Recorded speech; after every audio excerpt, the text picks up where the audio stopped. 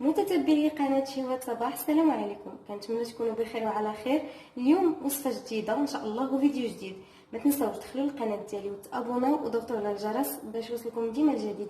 وما تنساوش التعاليق ديالكم، راه كتهمني بزاف، بها كنزيد القدام ان شاء الله. الوصفة ديال اليوم عبارة عن كالامار معمر. على بركة الله غنبداو بتقديم المقادير. عندي هنا الروز اللي تسلقته شويه، الفلفله، غنحتاجو زيت المائده وزيت العود، تحميره، مطيشه، جوج مطيشات حكيتهم. عندي هنا سكينجبير، الخرقوم، الملح، الابزار، الربيع ومطيشه الحك والزيتون حار مقطع، وبطبيعه الحال الكالامار. على بركه الله نبداو التحضير. غادي ناخذ الروز ديالنا، فلفله،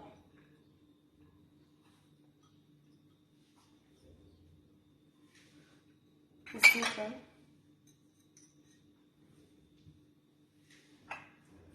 الربيع، شويه ديال الربيع، نخليو الباقي للتالي. العطريه غنضيف شويه ديال التحميره، شويه ديال السكينجبير، الخرقوم، الملح، منساوش بان الزيتون مالح، الابزار والكالامار على فكره كيتواتى بزاف مع الحار. غنضيف معلقه صغيره، الباقي غنخليه باش نخلطو مع مطيشه. غنضيف شويه ديال زيت المائده،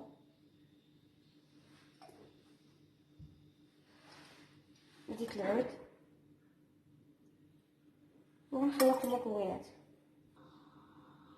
الحشوه ديالي انا خلطتها. المهم خديت المول ديال الكراطان اللي كيدخل الفران. غنبداو دابا نعمرو الكالامار ديالنا.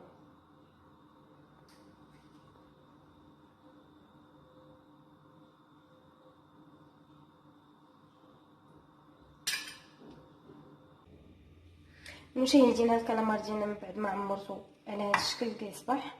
دابا غندوزو للتحضير ديال لاصوص ديال المطيشه.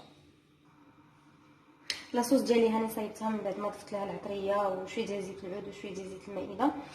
ضفت لها شويه ديال الماء باش نرويه، باش نخليه يطيب، باش نلقاو الخطره فين يطيب. دابا غادي نضيف لاصوص وغنضيف ليه شويه ديال الربيع من الفوق، وغادي نلوحو للفران يطيب، ونتلاقاو في طبق التقديم ان شاء الله. مشاهدينا، كما كتشوفوا الوصفه اللي قدمنا اليوم ديال الكالامار معمر ها هي واجده.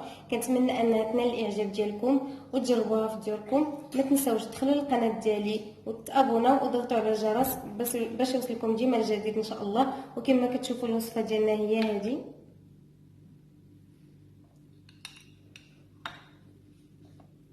كتجي رائعه ولذيذه وبصحه والراحه.